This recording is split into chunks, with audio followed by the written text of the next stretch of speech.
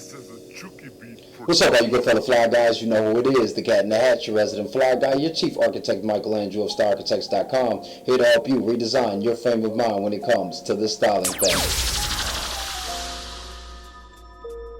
And welcome to another Discourse in Dress, some expressions for your ensemble, some sonnets for your style. Today we're going to be wrapping up our conversation on the field jacket so that you can make sure that you are uniformed in your covering. And the reason why I am actually so inspired by the field jacket is because it seems to be able to incorporate a level of distinguished sophistication while still maintaining a certain level of masculine ruggedness when you are stepping out.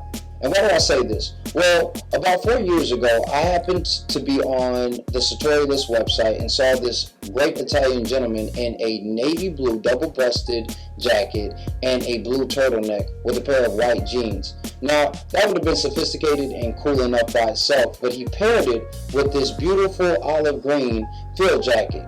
And I remember thinking how distinguishedly cool he looked.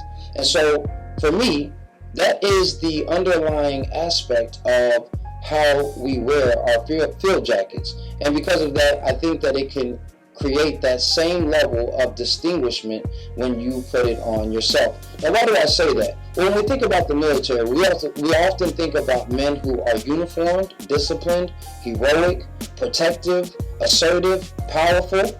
All these things can be associated with distinction. And because the modern day M65 field jacket is still closely associated with the military, and we recognize that, it's very easy for us to find that association with the military and to incorporate those underlying values that would be associated with it. So when it comes to the military jacket, the M actually stands for military issued, and then the dash and the number behind it is the date that it actually was issued. So before we even get to the M65 field jacket, which we all know and love, let's talk briefly about the history of the two jackets that preceded it that actually made it what it is today. Now, the first jacket that actually came out was the M43 jacket in 1943 during World War II.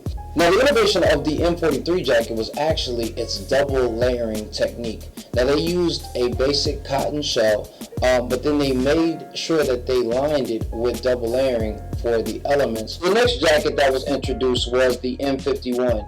Now, this leveled up by creating a water-resistant 9-ounce cotton sateen fabric that kept the wearer protected from the elements, and then they also introduced snap buttons as well as zippers for added security when you were moving throughout the elements, as well as pointed collars. So still, while it had functionality, still had a lot of uniformity that was associated with the military. The M65 was actually introduced during peacetime in 1965, but they needed to have a certain level of innovation with where we were starting to find ourselves in engaged confrontations with, whether it was Cuba or Southeast Asia, where the climate was much warmer. So when we went to Vietnam, what ended up happening was they needed something that was going to protect them from those elements. Now, if you know anything about Vietnam or the Vietnam War, you know that most soldiers had to deal with extreme heat, heavy winds, as well as a lot of rainfall. So because of that, they needed something that was going to be lightweight, but still protect them from all of that downpour when they were getting caught in monsoons. So what they did was they added Velcro sleeves instead of button snap sleeves to the jacket to ensure that everything was being kept sealed and tight when the heavy downpour happened, but easily was removed when it began to get warmer and they needed more ventilation. And instead of making the hood that was initially on the M51 and detachable, they added a hood that could simply be taken out or put right back into the jacket if they needed to.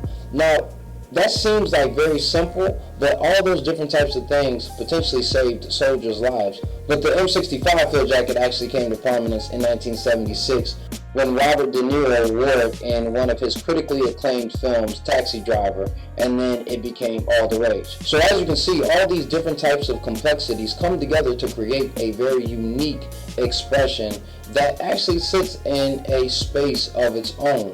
And that is why I think that the field jacket is a great extension or addition to your wardrobe, whether you are sophisticated or you're a casual dresser. You've seen all those different types of elements that you can put it with, and now you can dress it up or dress it down when it comes to your style. So if you found this information beneficial, please make sure that you give this a thumbs up.